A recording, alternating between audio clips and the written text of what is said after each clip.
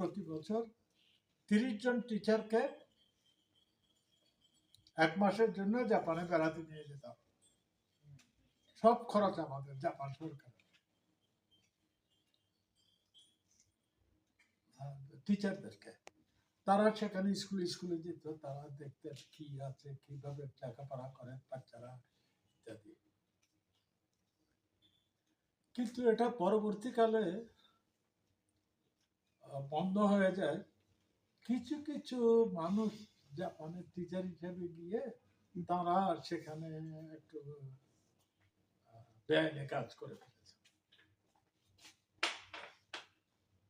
আমি আরো এরকম বহু কিছু দুর্ভাগ্যজনক কথাবার্তা আছে যেগুলো আপনাদেরকে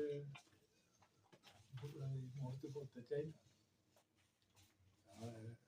আমাদের লোকজনের অনেক সময় এমন কিছু কাজ করে বসি আমরা, যে এতে যে সমাজ দেশের মানুষের ক্ষতি হতে পারে, অন্যেরও ক্ষতি হইতে পারে, এটা আমরা বিবেচনায় আনি না। এমন কেন করি বুঝতে পারি না, এটা আমরা করি।